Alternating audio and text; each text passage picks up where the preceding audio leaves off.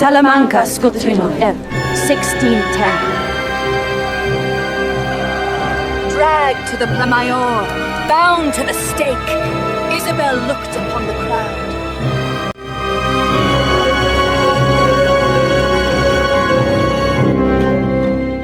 The bell tolled across the frozen town of Millhaven like a decree from heaven itself. Its bronze voice rolling over snow-laden rooftops and ice-locked streets with metallic certainty.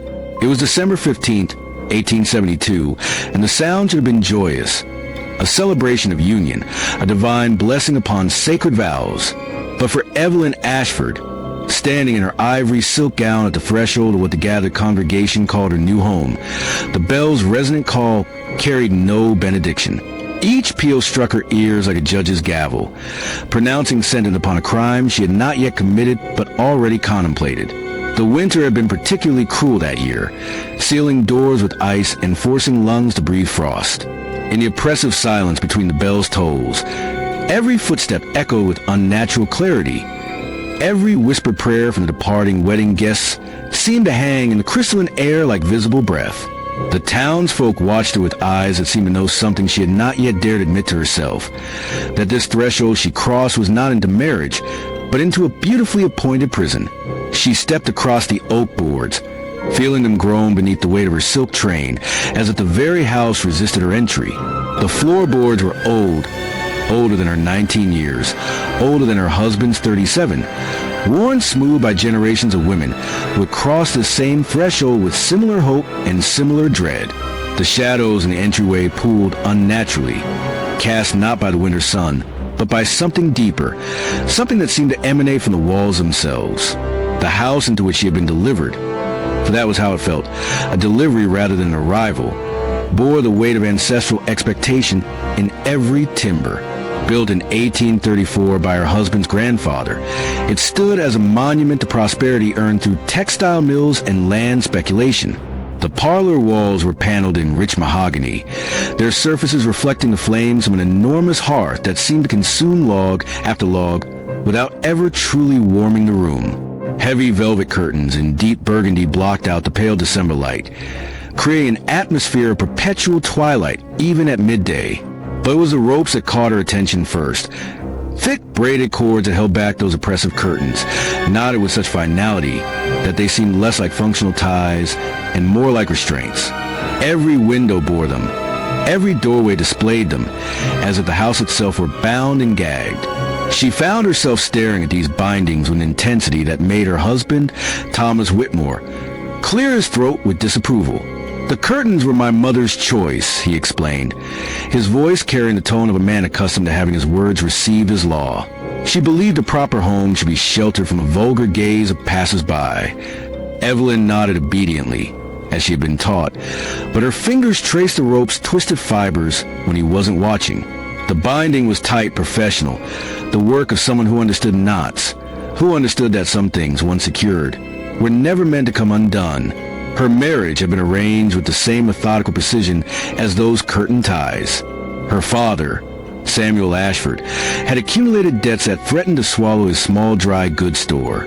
Thomas Whitmore owned 3 textile mills and considerable property throughout the county.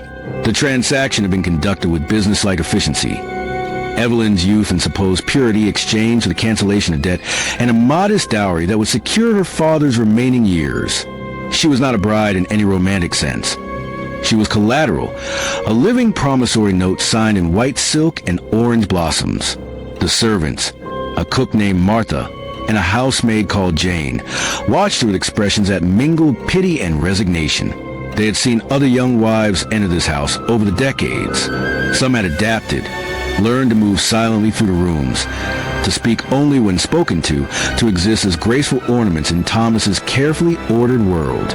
Others had simply faded, their spirits dimming like candles starved of oxygen until they became pale shadows drifting through the halls. Martha, a woman of perhaps 50 with silver-streaked hair and knowing eyes, had worked for the Whitmore family since she was barely older than Evelyn. On that first evening, she helped the new bride from her wedding dress, her weathered hands gentle but her voice carefully neutral. "The master likes his meals at precisely 6 o'clock, Martha said as she hung the ivory silk with reverent care. He prefers conversation to be limited during dining. He believes digestion suffers when the mind is overstimulated. Evelyn absorbed each instruction like a student learning a foreign language, the language of survival in a house where her husband's preferences carried the weight of natural law. She learned that Thomas expected her to rise at 7, but remain in her room until summoned for breakfast at 8. She learned that her correspondence would be reviewed before posting, that her reading material required his approval, that her walks must be confined to the garden path visible from the study window. The days fell into a rhythm as predictable as the grandfather clock's pendulum. Thomas left each morning for his mills, returning at precisely 5:30 with accounts of his business dealings and expectations for the evening's domestic arrangements. Evelyn embroidered by the parlor fire, attempted conversation at dinner, and retired early to her room, a beautifully appointed cell decorated in rose silk and furnished with everything a young woman might need except the key to leave it. But in the privacy of that rose silk prison, by the flickering light of her bedside candle, Evelyn discovered rebellion in the form of ink and paper. She had always kept a journal. Her governess had encouraged the practice as beneficial for organizing one's thoughts and improving one's penmanship. Now, hidden beneath her mattress, that leather-bound diary became her confessor, the only witness to her true thoughts. December 20th, 1872.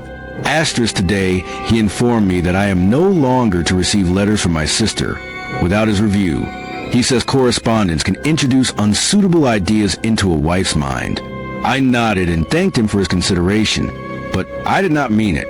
I find myself studying the flames in the parlor hearth with unusual interest. They consume everything they touch, yet they also transform. Asterisk. December 25th, 1872. Astor's Christmas dinner was silent, except for his observations about the quality of Martha's roast and his plans for expanding the Eastern Mill. I am expected to listen with attention and enthusiasm. I am expected to have no thoughts that do not serve as comfort. I counted the matches in the tin by the stove today. 43. I wonder how quickly they burn. Asterisk. January 3rd, 1873. Asterisk, he struck me today. Not violently. He is too conscious of propriety for that, but his hand across my cheek was unmistakable in its message. I had suggested opening the parlor curtains to let in the morning light. He said a wife who questions her husband's arrangements questions his authority. I said nothing more, but I had been watching how the rope burns when exposed to flame.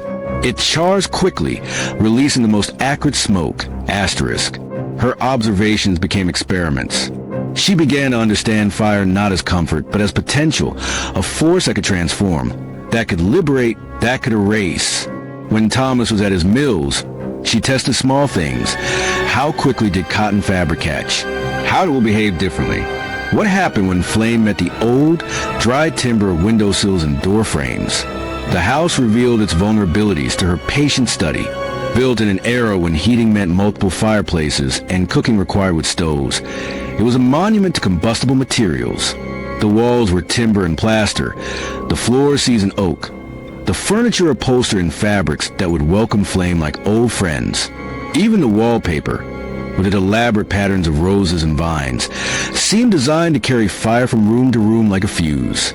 Winter deepened around Millhaven, and with it, Evelyn's understanding of her situation crystallized into something hard and unforgiving. Thomas's control tightened incrementally, a new rule about her reading, a restriction on her movements, a criticism of her posture or expression that carried the thread of correction. She began to feel like those curtains, bound so tightly that breathing became difficult. January 15th, 1873. Asterisk, I dreamed of fire last night. Not the gentle flames of the hearth, but something wild and hungry that consumed everything in its path.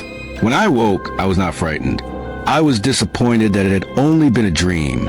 I will not vanish into this house like those who came before me. I will not become another portrait on these walls, another ghost in rose silk. Asterisk. January 20th, 1873.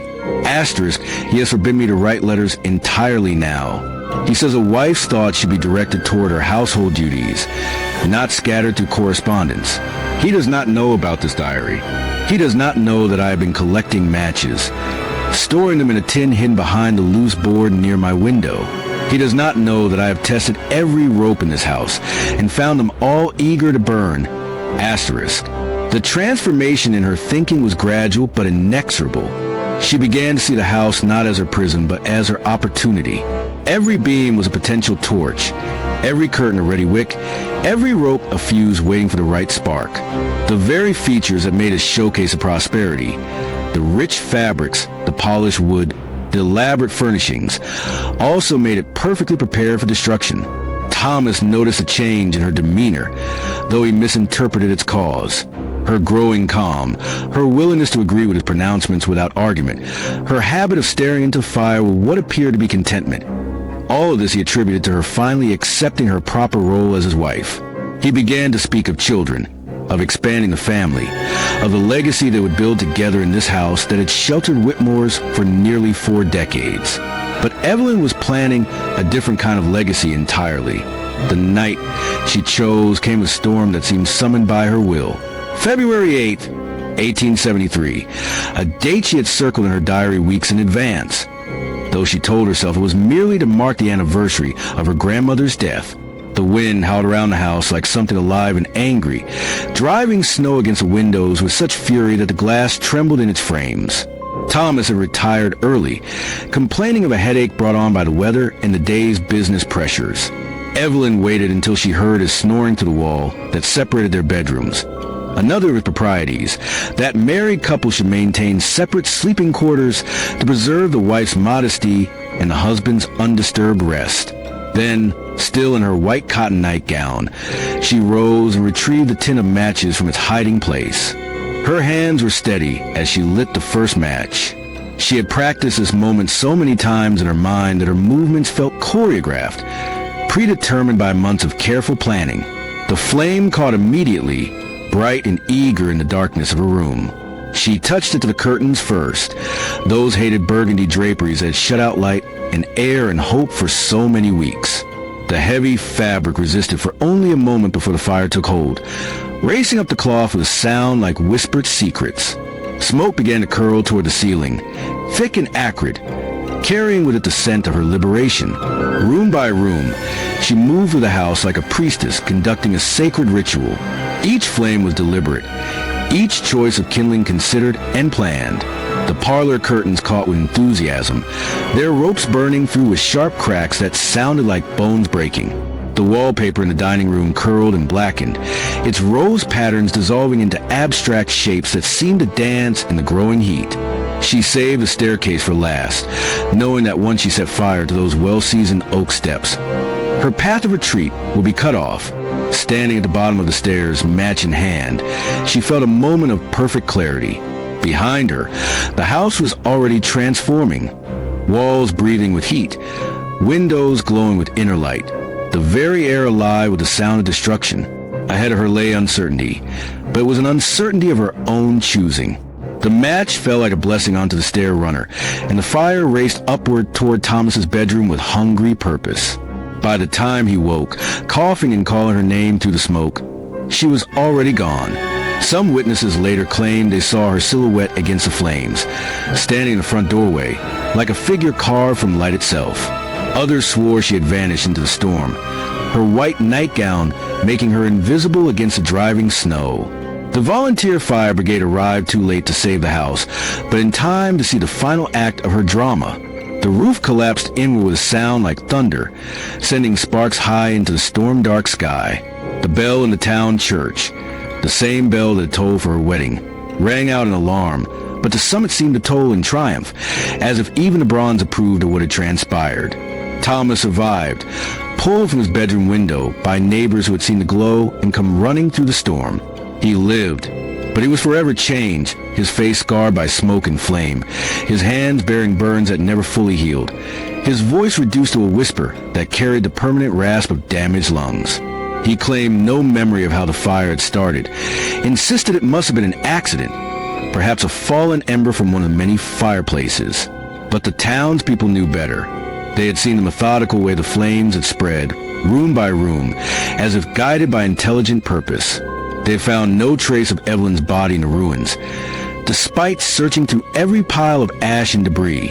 And they had heard, in the weeks that followed, Stories of a woman in white glimpsed at the forest's edge during storms, her hair streaming behind her like smoke. The authorities conducted an investigation, but it was perfunctory at best. The sheriff, a man who owed Thomas Whitmore considerable money and favors, declared the fire accidental and closed the case within a week. The insurance company paid out the claim without argument. House fires were common in winter, especially during severe storms when chimneys might crack or embers might escape their confines. But the women of Millhaven knew the truth, even if they never spoke it aloud. In their sewing circles and kitchen conversations, in the meaningful glances exchanged at church and market, they acknowledged what Evelyn had done. Some called it madness, others murder, but most simply called it necessary. The story began to change almost immediately, as stories do when they pass from mouth to mouth like seeds on the wind. Within a year, Evelyn Ashford Whitmore had become something more than a woman who had burned her house. She had become a symbol, a warning, a promise that even the most carefully constructed prison could not hold a determined soul. Children grew up hearing whispers of the bride in white, who walked the forest paths during winter storms, her footsteps leaving no prints in the snow because she no longer belonged entirely to the world of the living. Farmers reported seeing a glow among the trees where the old Whitmore house had stood, as if flames still danced in the ruins, waiting for the right wind to carry them elsewhere. Young wives facing their own domestic prisons began to dream of fire, to study the ropes that bound their own curtains, to count matches with new interest. The very mention of Evelyn's name became a form of rebellion, a reminder that there were always choices, even when those choices carried a price that decent society could not comprehend. Years passed and decades. Thomas Whitmore never remarried, never rebuilt his house, never recovered the prosperity that had made him such an attractive husband for a tradesman's daughter. He lived in a series of rented rooms, growing more reclusive and strange with each passing season, until he became just another elderly man mumbling to himself in the town's shadows. But Evelyn's legend only grew stronger.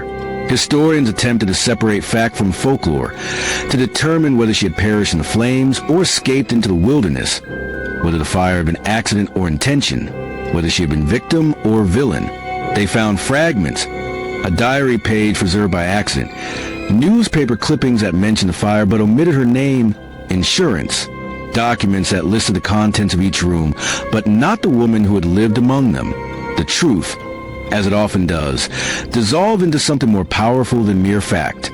Evelyn Ashford Whitmore became every woman who had ever been trapped by others' expectations. Every bride who had discovered that marriage could be another word for disappearance. Every soul who had chosen fire over slow suffocation.